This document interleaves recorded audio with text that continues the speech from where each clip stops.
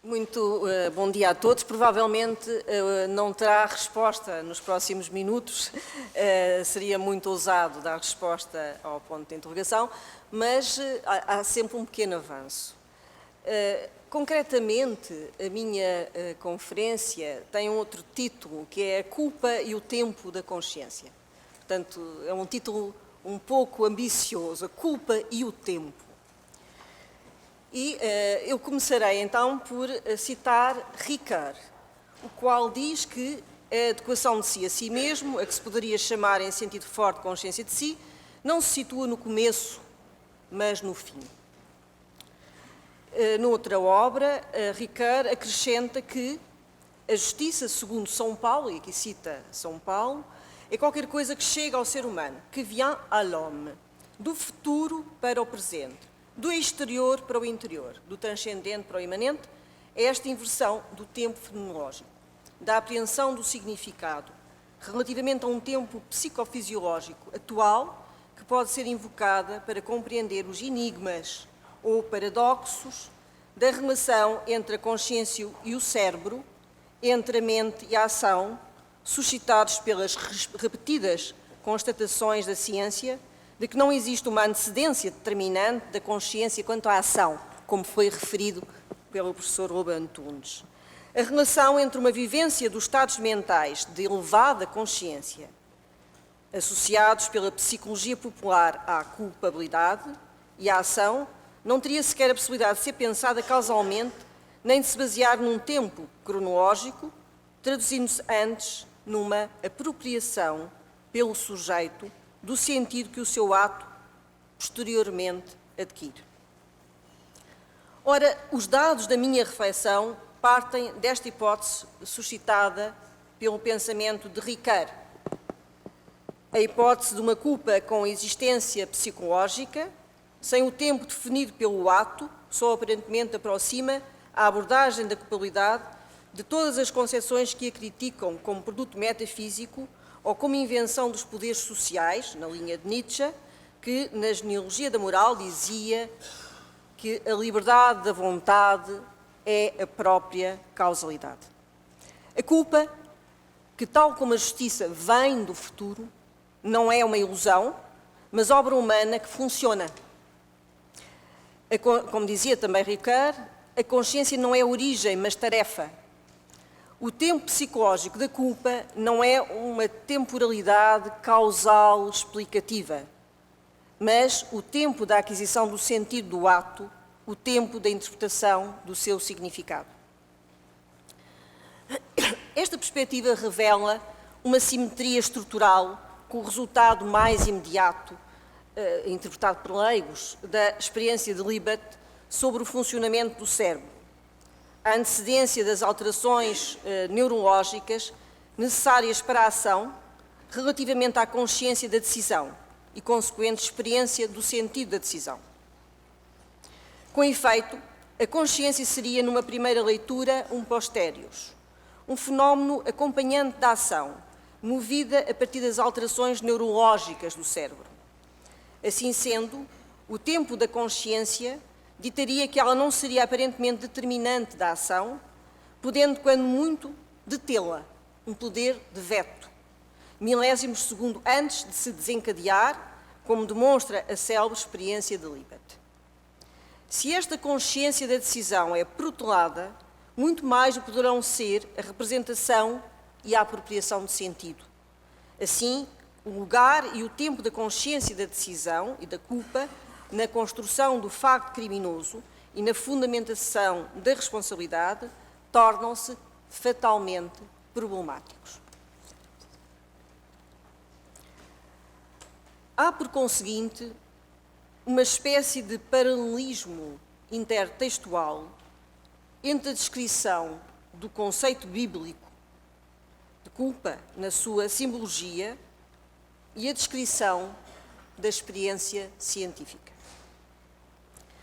Trata-se de uma convergência hipotética, segundo parâmetros estruturais, que nos remete para a questão de saber se a consciência, suporte da responsabilidade subjetiva por culpa, tem, na linguagem do direito, algum papel decisivo na atribuição de responsabilidade e em que termos exerce esse papel. O problema formulado é, em síntese, saber se uma consciência causa é necessária para a responsabilidade por culpa, se tal consciência causa existe psicobiologicamente e se a sua não demonstrabilidade pela neurociência terá implicações relevantes no pensamento sobre a responsabilidade e na reconstrução dos modelos jurídicos de atribuição de responsabilidade. É obrigatório reconhecer que a linguagem da consciência tem um papel natural na responsabilidade penal. Isso corresponde às nossas intuições culturais. Sem consciência da ação e das suas eventuais consequências, não se pode reconhecer o autocontrole, diga-se liberdade, que é pressuposto moral da responsabilidade. A consciência surge referida principalmente a propósito das formas de responsabilidade, dos tipos subjetivos da ação. O dolo, em que é necessária uma elevada consciência, e a negligência, em que a consciência existe, ainda que fugazmente, ou mesmo, apesar de não existir, poderia, segundo alguns, ter existido. A história recente do pensamento jurídico-penal sobre a consciência traduziu-se numa controvérsia constante entre o psicologismo e o normativismo, em que a consciência era entendida como facto psicológico ou como mera expressão de um dever de motivação suscetível de ser satisfeito no caso concreto. É pertinente, neste contexto, apelar à frase de Kant: se tu deves, podes, a qual, na realidade, pode querer dizer duas coisas quase antagónicas. A substituição do poder de agir e dos conteúdos psicológicos e fácticos que lhe estão associados pela constatação dos deveres racionalmente exigíveis, ou, noutra perspectiva, a consideração não determinada empiricamente de reconhecer o dever moral como motivo de agir. Nesta última interpretação, a experiência psicológica de si mesmo é pura e simplesmente suprimida como determinante da ação. A determinação da ação seria de uma ordem não naturalística, submetendo-se a uma espécie de formatação racional. Dir-se-ia: tu podes, porque tens condições para enunciar os deveres morais que a racionalidade de qualquer pessoa permite formular.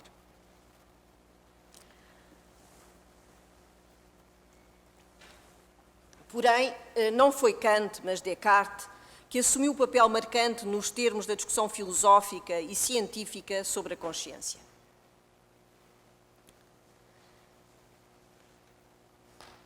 Na sexta meditação, Descartes postula que a mente, diferentemente da matéria, tem como essência o pensamento, baseado nas percepções intelectuais, e que existe um total dualismo mente-corpo.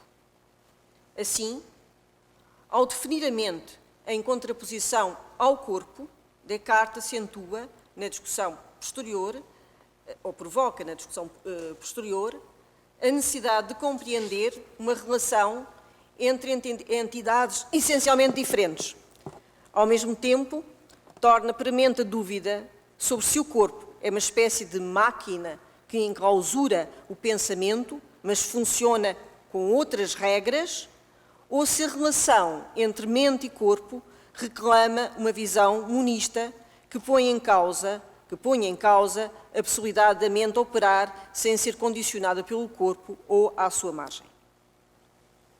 No entanto, a questão colocada por Kant tem outra natureza quando de alguma forma sugere que o poder factual do sujeito é pré-determinado pelas características racionais da sua subjetividade. Não é Deus, como pretende Descartes nos seus princípios, que diretamente medeia a mente e o corpo. A mente é configurada de tal modo que ela própria determina com as suas categorias o poder de agir no sentido de o configurar, configura o poder de agir. É neste primeiro sentido que a discussão jurídica se encontra e desencontra com o problema mente-corpo. Pelo menos, ouso dizer que numa certa tradição europeia, o pensamento jurídico afasta de si a necessidade de aceitar ou de superar o dualismo. Não tem, por isso, um diálogo decisivo com Descartes, sobretudo em termos continentais, de direito continental.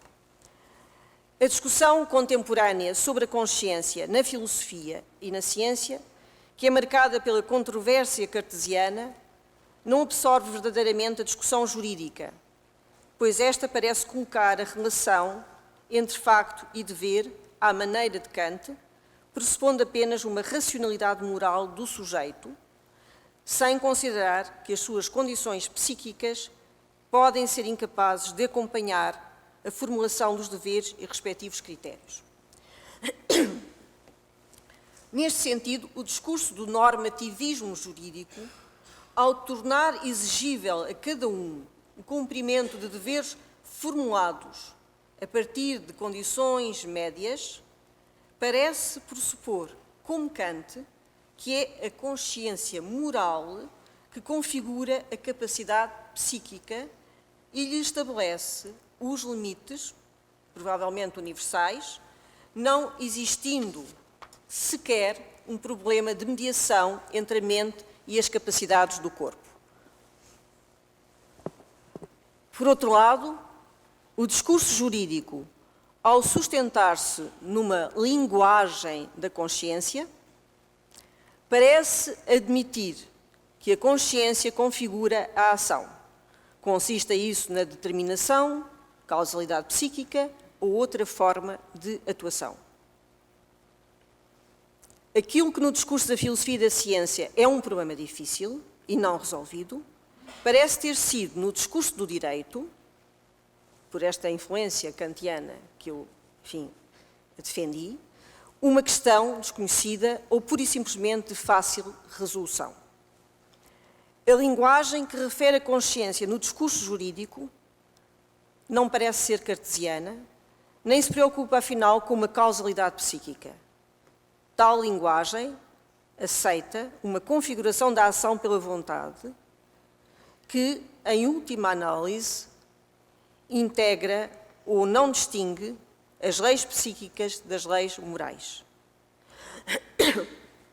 Essa integração corresponde a uma certa espécie de monismo, afastando-se do dualismo mente-corpo. Uma das questões que está subjacente a esta análise é saber se essa espécie de monismo na argumentação jurídica tradicional e a dispensa aparente da relação mente-corpo se justificam e contribuem para a própria discussão da filosofia da mente. No entanto, antes de, responder, entre aspas, a essa dúvida, há que perguntar se a discussão, no formato do dualismo cartesiano, a discussão mente-corpo, e sobretudo os termos contemporâneos em que ela se coloca, interpelam o problema da responsabilidade moral e da responsabilidade jurídica.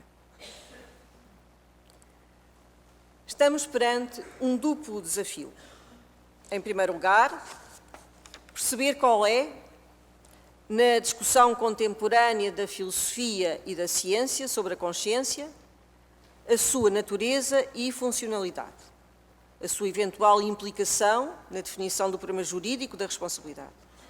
Em segundo lugar, averiguar se a discussão jurídica tradicional interpela ou sugere alguma inovação na discussão mais geral sobre a consciência e a ação, monismo ou dualismo, nas relações mente-corpo. No final, ter-se-á de perguntar ainda se a formulação jurídica tradicional do problema da consciência, nas suas relações com a ação e a responsabilidade, está hoje em crise e se teremos de ascender a um novo patamar. Devo dizer, e agora aqui respondendo mais uma vez ao professor Lobo Antunes, que a dimensão destes temas ultrapassa necessariamente o tempo e o espaço desta comunicação.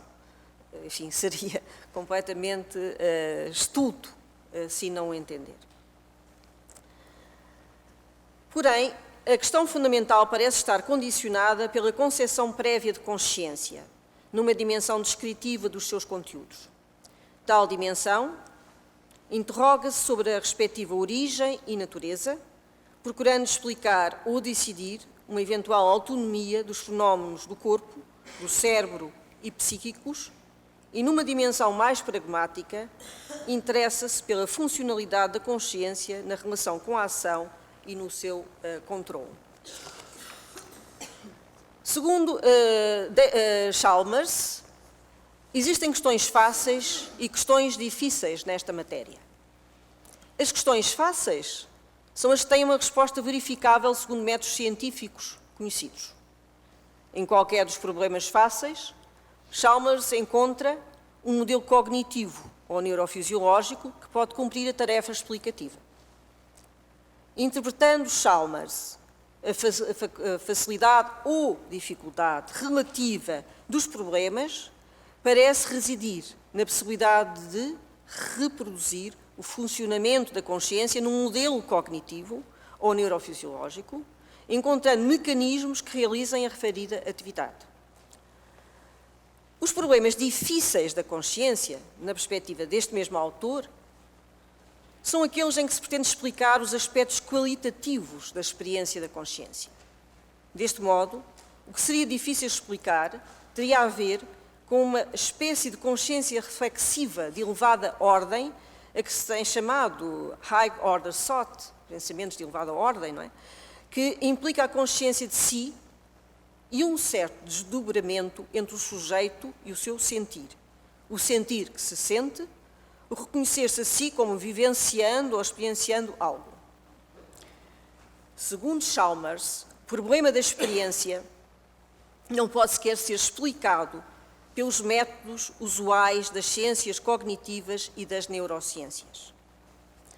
A experiência cognitiva não é explicável pela sua possível função numa perspectiva de necessidade e na lógica científica habitual. Reside aí a questão do porquê da experiência da consciência, parecendo afastar o mundo mental do biológico. Desse modo, ou existem critérios e leis completamente autónomos no mundo mental, insuscetíveis de ser reconduzidos aos métodos da ciência no estado em que está, ou, em alternativa, estará em crise a própria capacidade das leis científicas, se não existirem outras, que seriam incapazes de incluir parte da realidade, o nosso mundo mental. Para este problema difícil, Chalmers encontra uma possibilidade de pensamento e de solução. E eu aqui estou a ser meramente descritiva de um texto que está citado e que me parece muitíssimo importante, que radica em 3 princípios: coerência estrutural, invariabilidade organizativa e informação. Talvez possamos voltar à coerência estrutural. Os 2 primeiros princípios, o da coerência estrutural e da invariabilidade organizativa, revelam que a experiência da consciência e o mundo físico têm estrutura e organização correspondentes com o que pode ser reportado ao nível cognitivo. Por exemplo, a estrutura geométrica do campo de visão reflete-se numa estrutura que corresponde ao processo visual e que pode ser reportada no plano cognitivo.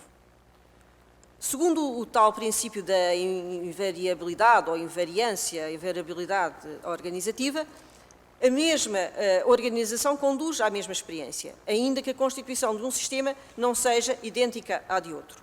Daí que, segundo este princípio, provavelmente, o robozinho e a menina se poderiam eventualmente identificar. Ou o robozinho poderia reproduzir esta comunicação da menina.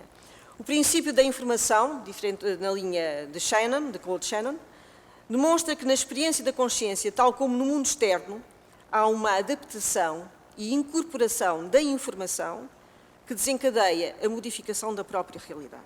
E este princípio da informação é o princípio mais importante para os problemas difíceis da consciência. As teses de Chalmers são importantes porque estabelecem critérios de semelhança e continuidade entre a experiência da consciência e os acontecimentos fisiológicos ou até físicos em geral. A consciência não tem de ser explicada por uma realidade de outra ordem, permitindo antes, pela analogia e simetria, suscitar um logos comum de outra dimensão, sem negar a diferença e o dualismo mente-corpo. Desta colocação do problema resulta uma interpelação ao pensamento jurídico. Saber se é possível estabelecer uma relação entre a estrutura neurobiológica do funcionamento do cérebro na decisão e na volição e a assinalada experiência da consciência. Segundo Chalmers, estamos perante uma correlação, uma concomitância e uma co-ocorrência, não resultando claro que se possa concluir, por exemplo, que certos fenómenos cerebrais causam, entre aspas, causam a consciência. Mas antes, invocando aqui um outro autor que ele próprio também cita, o espaço informacional de Claude Shannon, que o nosso juízo sobre os estados de consciência reporta os estados informativos incorporados num processo cognitivo ou, diria eu,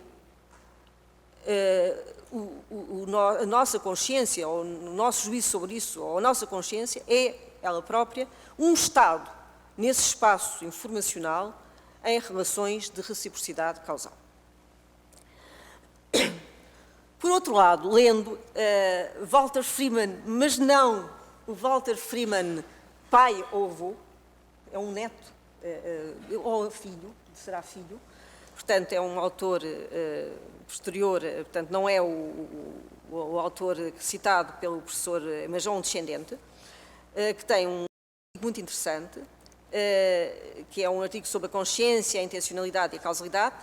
Encontramos uma resposta interessante acerca de como os estímulos causam consciência, através da hipótese de uma causalidade não linear, mas circular, para explicar a formação dos padrões neuronais das dinâmicas de auto-organização.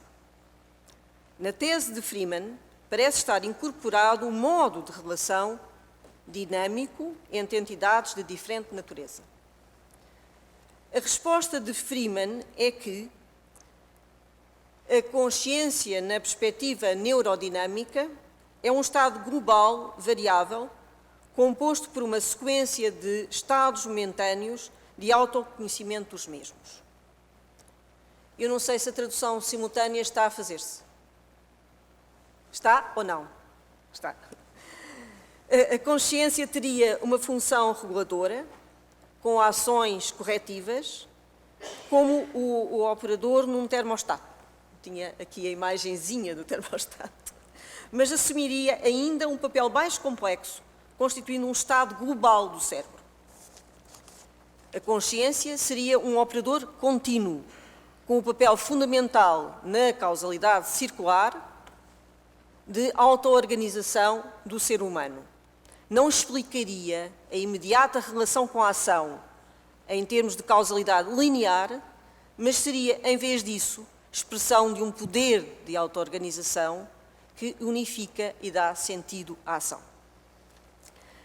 Esta ideia de Freeman sobre o sistema operativo tem, a meu ver, uma similitude estrutural com a ideia de espaço de informação do Shannon, tal como tem sido trabalhado, interpretado por autores como, por exemplo, o Bateson, e tem sido mesmo utilizado nas ciências humanas, como a semiótica, Humberto Eco utiliza estas referências, ou a própria estética.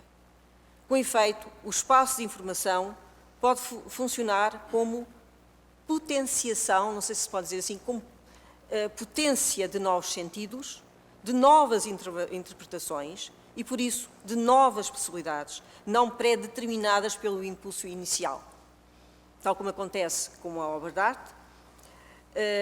Também aqui o impulso inicial é em si mesmo incompleto, quer dizer, enfim, isto é manifesto na obra de arte, equívoca, propositadamente, é esse o seu sentido, é apta em interpretações diversas das diversas pessoas que a leem ou que a veem, ou a desempenham, como os atores ou os músicos.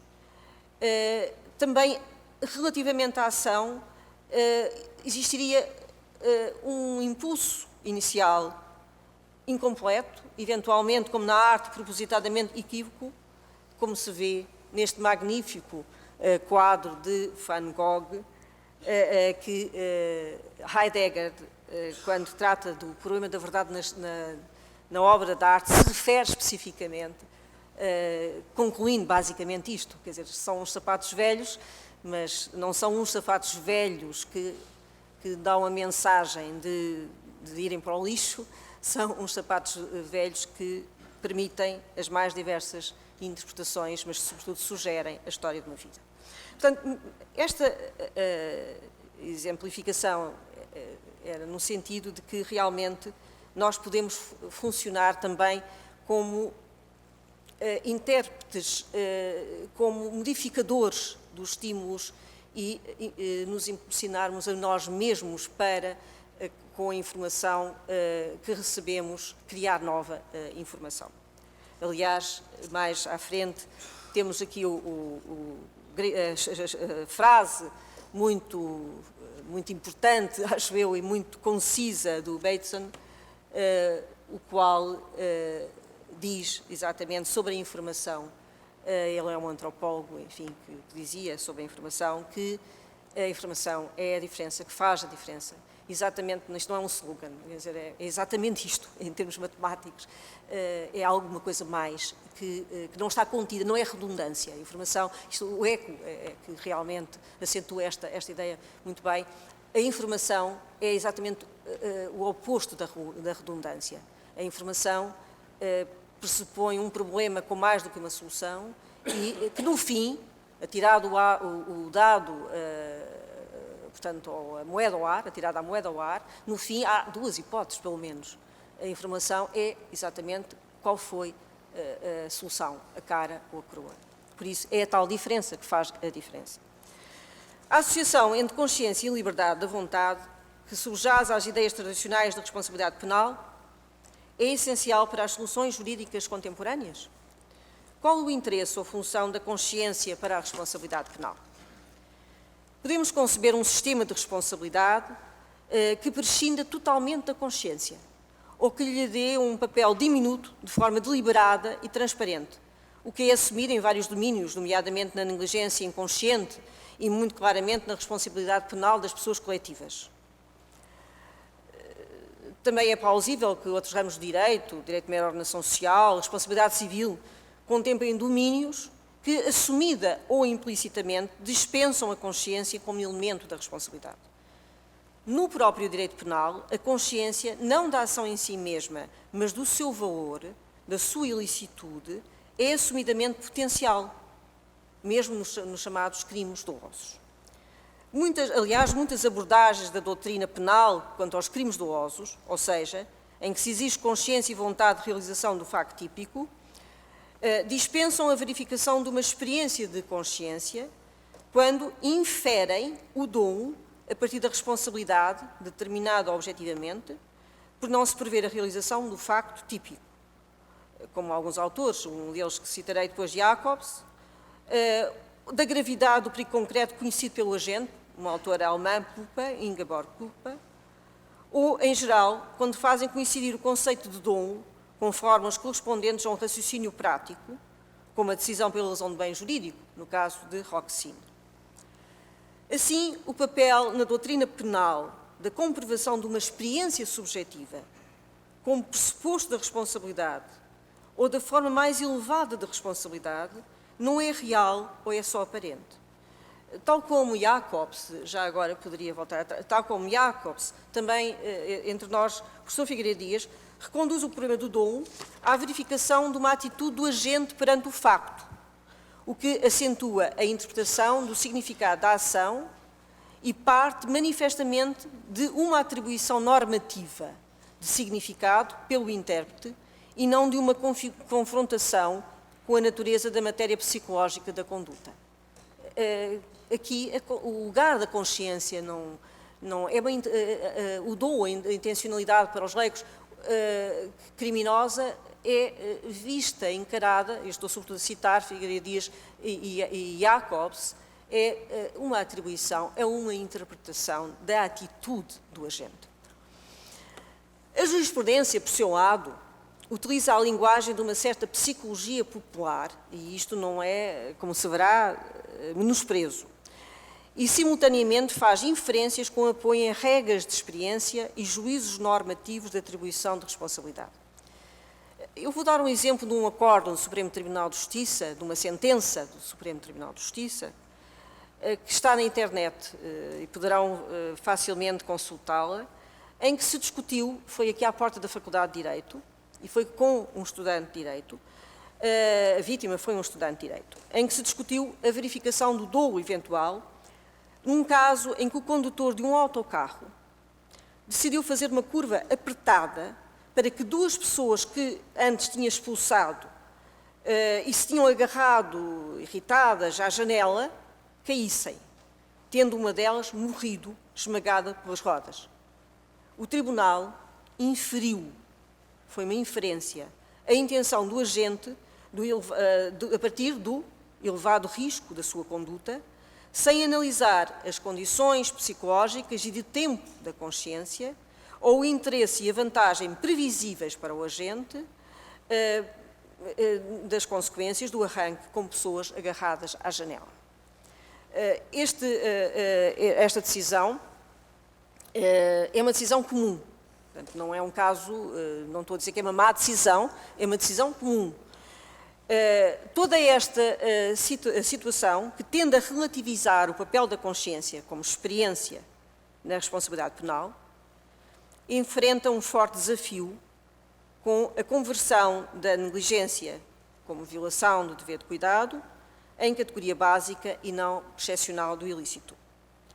A tendencial contaminação do direito penal primário pelo direito penal secundário, portanto, da economia, e, enfim, e a chamada legislação extravagante, ao qual chegam a ser associados meios de prova e medidas de coação próprios, é o caso do chamado direito penal do inimigo, que é outra área também, que ultrapassa o direito penal do terrorismo, por exemplo, revelaria já essa superposição do ilícito negligente. Quer dizer, a consciência atual, pressuposta segundo as tais perspectivas de uma psicologia popular, está muito dispensada nos chamados crimes dolosos em muitos ramos do próprio direito penal.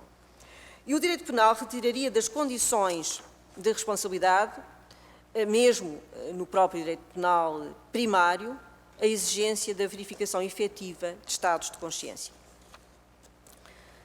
Finalmente, a análise de certas inter-relações sistemáticas entre sistemas organizativos da atividade social e a responsabilidade individual também torna problemática uma relevância decisiva e originária da consciência, pois mostra como a concentração excessiva num direito penal baseado na consciência desconhecerá que os agentes de um sistema são controlados ou muitas vezes desumanizados por esse sistema, daí os tempos modernos do Charles.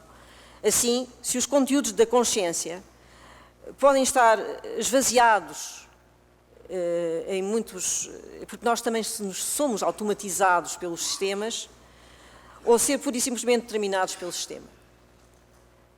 O apelo a tais conteúdos de consciência nessas situações, eu estou a pensar muito no erro médico e no direito penal médico, o apelo excessivo a conteúdos de consciência individual como fundamento da responsabilidade pode ser uma forma de fazer repercutir nos agentes individuais, erros do próprio sistema. E, portanto, nesse caso, a minha ideia era esta, nesse caso, nem sempre o apelo à consciência é necessariamente legítimo, ou bom, ou até adequado para resolver os erros do sistema. Portanto, esta apresentação neste momento é uma espécie de uns contra a consciência. Portanto, estou aqui a apresentar, enfim, argumentos contra a consciência. Contra no sentido, não é? No sentido de que, provavelmente, em muitas situações já não se necessita de consciência, já se dispensa, bem ou mal, já se dispensa. Nestes casos do sistema e da consciência individual, provavelmente dever-se-ia dispensar um pouco mais do que se dispensa. Por outro lado, o reconhecimento de uma intencionalidade inconsciente. A partir da análise de Welzel do conceito cibernético da ação final, torna mais fácil a divisão entre formas de responsabilidade, pois o que estaria em causa na finalidade inconsciente seria sempre uma adequação da ação real a uma experiência e um saber anteriores ao ato, que nele se espelhariam sem serem convocados pela consciência, embora possam sê-lo em certos casos. A dispensa da consciência poderia até ser entendida como algo de útil, utilizável e controlável. Daí o piloto automático, não é? Aqui neste filme cómico surge, isto é verdade, mas se calhar o piloto automático é melhor do que o piloto humano, não é? Como já se viu numa situação muito recente. Pergunta-se então se esta dispensa da consciência, enquanto experiência atual e qualitativa no pensamento jurídico, tem apenas argumentos decisivos contra si. Portanto, eu não sou aqui uma adversária da consciência. Não se trata de saber ainda se há consciência e se a consciência é determinante da liberdade da vontade. Mas se nós precisamos de referir a consciência para responsabilizar, de acordo com as convicções de justiça. A favor da relevância da consciência em certas situações e contextos, aqui, portanto, militam vários argumentos políticos, de garantia e de justiça. A estes acresce uma análise da lógica da intencionalidade, a partir do uso linguístico, que reforça a necessidade de uma concordância dos critérios jurídicos com o uso da linguagem da responsabilidade.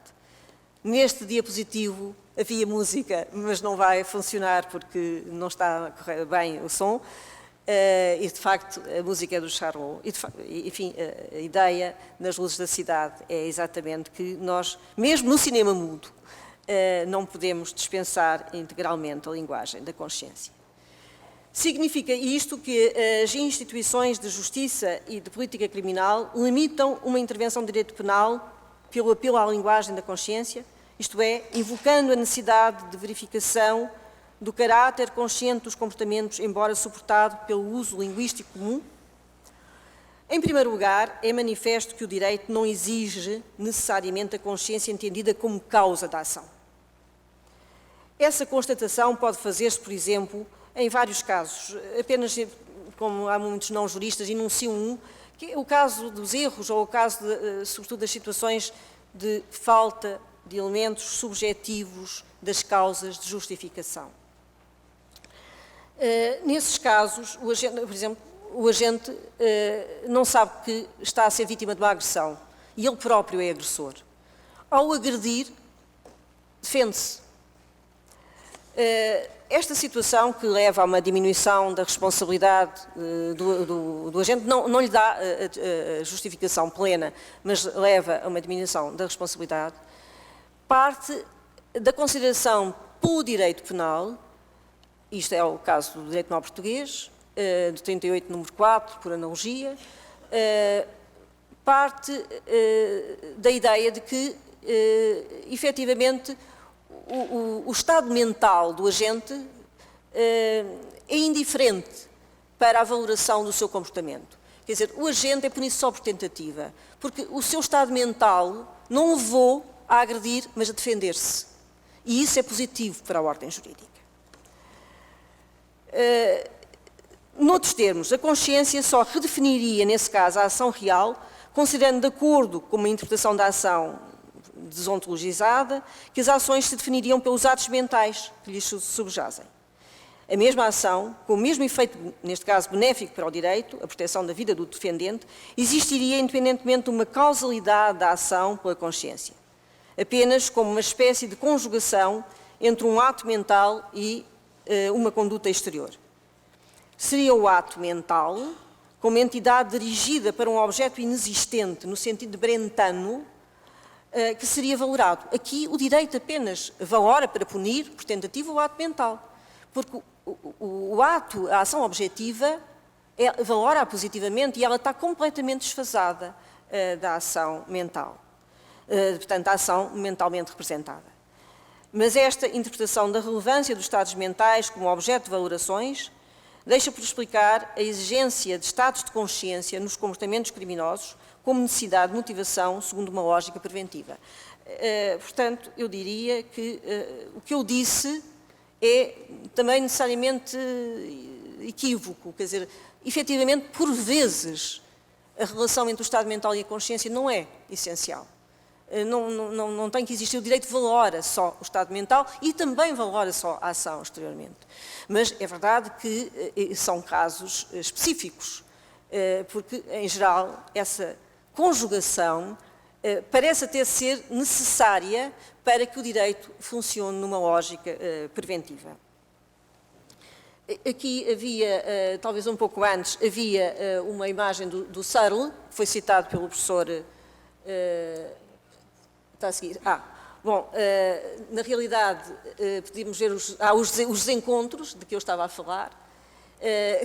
Esta imagem caricata, mas que é verdade, muitas vezes aquilo que nós vemos não é o que se passa. Aquilo que nós, na nossa consciência, vemos não é o que se passa. Todavia, a Searle, que é um autor que não é dualista de todo, não é? É um autor que realmente estabelece uma continuidade entre o mundo mental e o mundo físico, fala em que diz que defende que estes estados mentais têm que ter condições de significação no mundo objetivo. Só sob essa pressuposição é que eles podem ser, as intenções podem ser comunicadas e portanto, estabelecer portanto, a interação entre os indivíduos.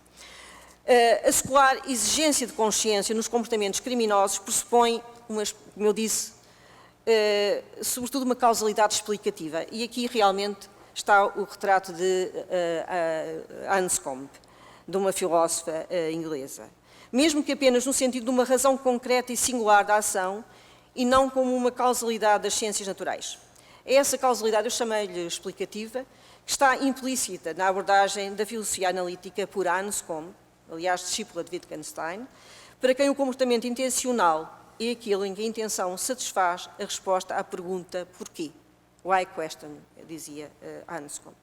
Além disso, a filosofia da ação, baseada no uso da linguagem, levará certamente a relativizar ou estabelecer condições de significação dos próprios resultados da neurociência, pois a psicologia popular a que se refere não tem correspondência em factos psicobiológicos. Noutros termos, os atos de linguagem não têm correspondência extensional direta. Embora, enfim, como Searle dizia que não é bem assim. Portanto, aqui há um certo desfazamento ou desencontro também entre Searle e Anscombe. E, portanto, a linha de Anscombe, Wittgenstein-Anscombe. No entanto, este ceticismo aparente não retira a pertinência de uma pergunta otimista acerca do diálogo entre o direito e a neurociência. A psicologia popular e a psicologia em que a lógica da ação se fundamenta serão pura ilusão ou fazem parte do mundo e conseguirão movê-lo, suscitando a ação por uma via não linear, eventualmente por uma espécie de causalidade circular. Pergunto, além disso, o brevíssimo tempo da consciência para vetar a ação não exigirá alternativas a uma lógica de responsabilidade, uma intervenção prévia de intensificação dos automatismos, por exemplo, de autocontrole? Seja como for, e antes dessa conclusão extrema, mesmo dentro da lógica da responsabilidade tradicional, o curto intervalo do tempo da consciência coloca obstáculos a inferências de intencionalidade, fundamentam a responsabilidade, em certos casos de fronteira, entre o dolo eventual e a negligência consciente. Nesses casos, a ação primária é neutra ou menos grave e o resultado típico surge como uma consequência provável com elevado risco de se produzir, mas mesmo assim excessiva ou contraditória com os interesses do agente. Aí, a consequência carece de uma ponderação para poder ser, sem mais, inferida das premissas do comportamento do agente.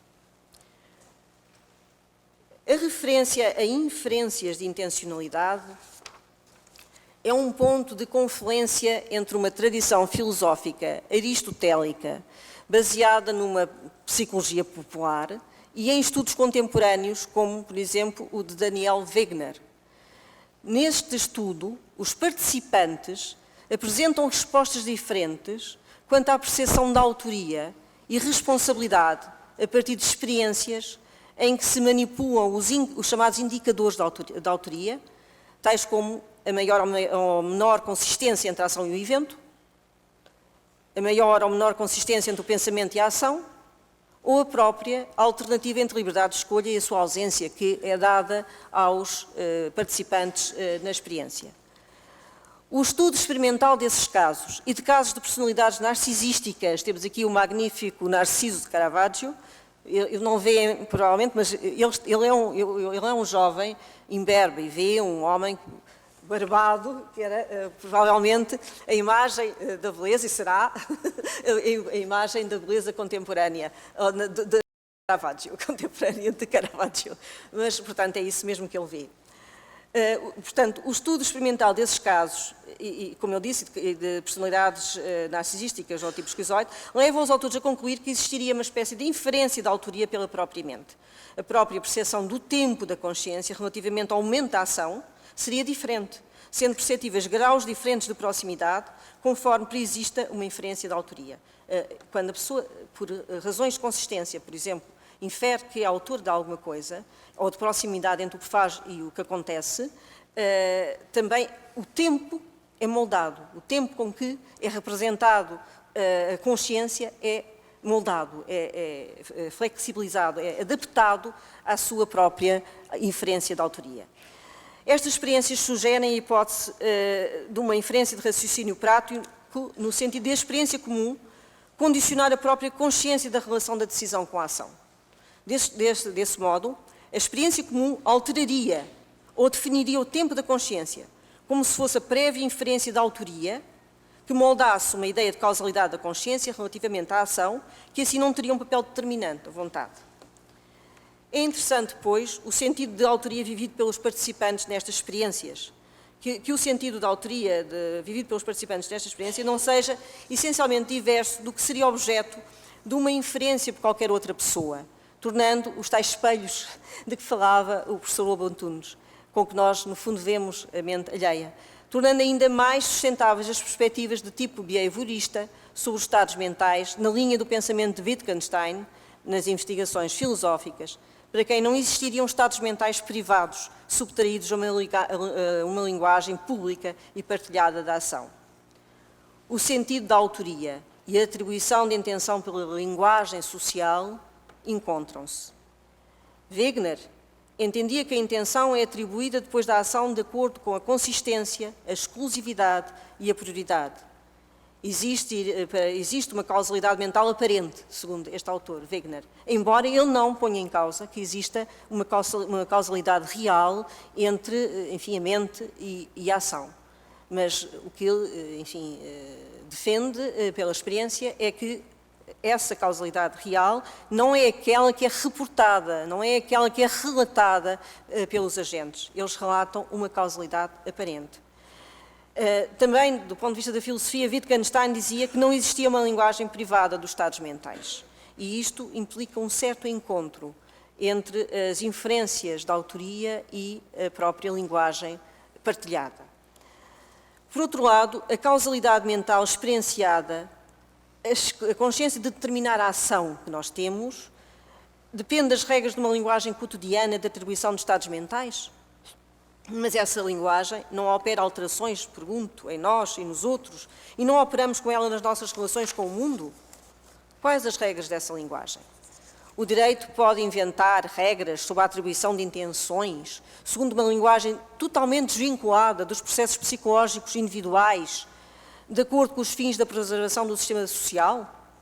Mesmo que possa inventar tais regras, é valioso ou útil esse desfazamento? Um desfazamento não é contraditório com a experiência da liberdade da ação que todos temos? Se o tempo da consciência, como o da culpa, não está no antes da ação, mas vem do futuro, utilizando as belas palavras de Ricard, também não serão relevantes para o direito as condições de inferência de autoria gerais ou específicas do agente para a atribuição de culpa? Pode o direito interferir nessas regras psicológicas de inferência, mesmo da tal psicologia vulgar, sobrepor uma linguagem de atribuição de responsabilidade desvinculada delas? E com que utilidade o poderia fazer? A prioridade da consciência necessária para a inferência da autoria, o tempo da consciência relativamente à ação, mesmo que aparente, comanda as nossas expectativas comuns quanto à autoria e controle da ação. A relação entre a causalidade inferida e o efetivo tempo de antecedência sugerido por Libet impõe uma discussão das condições psicológicas reais de domínio da ação pelo agente. Um tempo compreendido como exíguo dissociará uma eventual atribuição do dolo de uma inferência psicológica de autoria. No caso do acórdão, que sobretudo interessará aos juristas, o tempo de decisão, de fazer a curva apertada para deixar cair as pessoas, é um tempo instantâneo, imediato. Realmente eu teria dúvidas na decisão dos tribunais portugueses. Teria dúvidas em qualificar como dolo eventual. A morte, o atropelamento e o esmagamento do agente, e talvez a minha opção fosse ofensas corporais agravadas pelo resultado de morte. A consciência que temos da nossa consciência, mesmo que ilusória, tal como Ricard dizia dos mitos, donne à pensée.